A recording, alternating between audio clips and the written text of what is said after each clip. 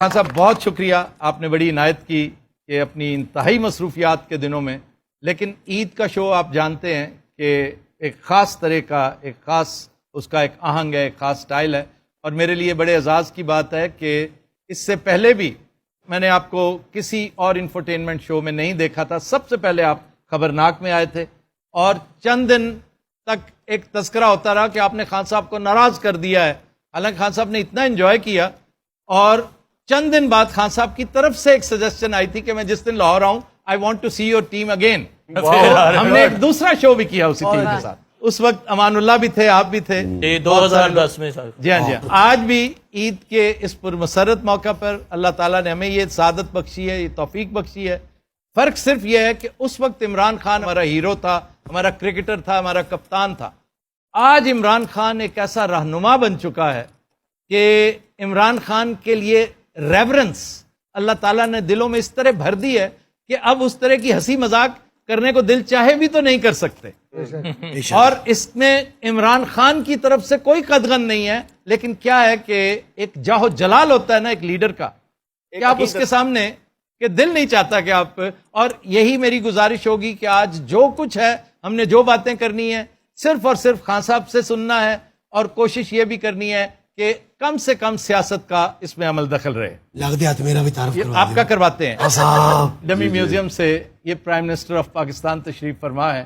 نہ تو میاں صاحب تانوں اندر کنے آن دیتا ہے تے کیویں آ گئے تسی؟ سر میاں صاحب آپ گیٹ تے نعرے لا کے اندر لنگے نے، خان تیرے جان سار بے شمار بے شمار۔ ہاں صاحب، آپ کے ٹائیگرز بھی ہمارے ساتھ موجود ہیں۔ یہ وہ لوگ ہیں جنہوں نے اس دن لاٹھیاں بھی کھائیں، جنہوں نے ٹیئر گیسنگ بھی برداشت کی، جنہوں نے گالیاں بھی کھائیں اور صحبتیں بھی جیل کی برداشت کی۔ ہم نے ان کے ساتھ بھی گفتگو کرنی ہے، اور پھر دیگر کچھ لوگ اور بھی ہمارے ساتھ شامل ہیں، ان سب کے ساتھ گفتگو شنید کرنی ہے۔ سب سے پہلے میرا دل چاہ رہا ہے کہ میں ایک ایسا سوال کروں جو بالکل مختلف ہو، اور وہ یہ کہ آپ کی لائف کا میرے حساب سے سب سے اہم واقعہ نہ آپ کا وزیر اعظم بننا ہے، نہ آپ کا ڈائریاں اٹھا کے وزیر اعظم ہاؤس سے باہر نکلنا ہے، نہ آپ کا ورلڈ کپ اٹھانا ہے، اور نہ شوکت خانم کی سنگ بنیاد رکھنا ہے۔ میرے خیال میں آپ کی زندگی کا سب سے اہم واقعہ زندگی میں یو ٹرن لینا ہے، جو لائف میں آپ نے یو ٹرن لیا جب آپ اللہ کی راہ پہ چل نکلے، اور وہ عمران، وہ صدیوں بلکہ گیلیکسیز پیچھے چھوڑ آئے اسے، جسے ایام جاہلیت کا عمران کہتے ہیں۔ تو یہ چینج کس طرح رونما ہوئی؟ دیکھیں آفتاب، قرآن کی ایک آیت ہے، اللہ کہتا ہے کہ میں جب چاہوں کسی کو بھی سیدھے راستے پہ لگا سکتا ہوں۔ یقیناً میری ماں چھوٹا سا میں جب تھا تو بستر میں سونے سے پہلے کہتی تھی کہ ایک ہی دعا ہوتی تھی کہ اللہ میں سیدھے راستے پہ لگا۔ تو مجھے جب سیدھے راستہ بچپن میں اور بڑا بھی ہو رہا تھا، ٹین ایجر بھی، ہم سیدھے راستے کو بڑا بورنگ راستہ سمجھتے تھے۔ جو دوسرا راستہ تھا جو سیدھا نہیں تھا وہ بڑا اٹریکٹیو لگتا تھا، یعنی جو گلیمر کی ورڈ تھی۔ اور مجھے اللہ نے موقع دیا، ہر قسم کی میں نے زندگی دیکھی، کرکٹ کی وجہ سے باہر بھی رہا، ساری دنیا ٹریول کی۔ تو میرا جو دین کی طرف آنا تھا وہ ایک ایسا سفر تھا جو کہ خود ہی اپنی زندگی کو دیکھ کے، دنیا دیکھ کے، جس کو ہم سمجھتے تھے بڑی گلیمرس ورلڈ ہے۔ مثلا آپ اگر فلمیں دیکھیں، آپ اور ہم جب شروع میں تھے ویسٹرن فلمیں دیکھتے تھے، اسپورٹس ورلڈ کے اندر بھی، تو جو ہیروز تھے وہ سارے سیدھے راستے پہ نہیں تھے، وہ دوسرے راستے پہ تھے۔ بالکل بالکل دوست۔ تو ہمارے رول ماڈلز ادھر تھے، اور ماں کہتی تھی سیدھے راستے پہ لگو۔ میں نے اپنی زندگی میں آہستہ آہستہ ریئلائز کیا جو ہمارے رول ماڈلز پاپ سٹارز تھے انگلینڈ کے اندر، جو امریکہ کے اندر، تو میں ان کو ملا اپنی زندگی میں، ان کی پھر زندگیاں دیکھی، تو مجھے آہستہ آہستہ ریئلائز کیا کہ وہ جو ہمیں اٹریکٹیو راستہ لگتا تھا اصل میں وہ تباہی کا راستہ ہے۔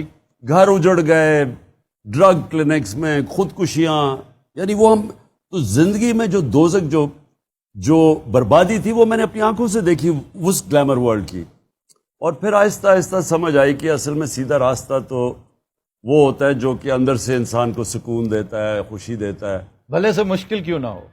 مشکل دیکھیں جی، اصل میں سیدھا راستہ نبی صلی اللہ علیہ وسلم کا راستہ، وہ ہے سیدھا راستہ۔ اب تو اس کی راستہ دیکھنے کے لیے ان کی آپ زندگی پڑھیں، یا ان کی زندگی کیا تھی، تو ان کی زندگی تو بڑی مشکل زندگی تھی، آسان زندگی تو نہیں تھی۔ ان کی زندگی میں تو مسلسل چیلنجز تھے، اور وہ یعنی جب اپنے عروج پہ پہنچے، میں یہ ساری اپنے بچوں کو بھی بتاتا ہوں، تو جو ان کو عروج تھا جب فتح مکہ ہو گئی، جب وہ آخری خطبے پہ گئے تو آخری خطبے پہ لاکھ لوگ عرفات کے اوپر نیچے جمع ہوئے بڑا زبردست خطبہ ہے ان کا. تو ہیومن رائٹس کا چارٹر ہے, اگر آپ اس کو پڑھیں تو آخر میں وہ پوچھتے ہیں کہ لوگوں کو کہ گواہی دو اللہ کے سامنے کہ میں نے دیانت داری سے اللہ کا پیغام آپ تک پہنچایا. تو وہ جب پہلی روب جاتا ہے, پھر وہ 10 روز پہ پیچھے جاتے ہیں, وہ پیچھے آواز کرتے تھے, وہ پیچھے آواز جاتی تھی. تو جب پیچھے تک آواز پہنچی تو ایک شور اٹھ گیا کہ ہاں نبی آپ نے دیانت داری سے اللہ کا پیغام دیا. پھر لوگوں نے رونا شروع کر دیا. رونا اس لیے شروع کر دیا کہ لوگوں کو ایک دم خوف آیا کہ یہ تو اب ہمارے پیغام اللہ کا پورا کر دیا. تو جانے کی بات تو اب تو لوگوں نے رویا. تو کہنے کا مقصد یہ تھا کہ ان کی زندگی ساری مشکل تھی, لیکن جب آسان وقت آیا تو وہ دنیا سے جانے کا وقت آ گیا. جب ہم آسان زندگی ڈھونڈتے ہیں اس میں عظمت نہیں ہے, عظمت اس زندگی میں ہے جو جد و جہد کا نام ہے, جو ان کی زندگی تھی.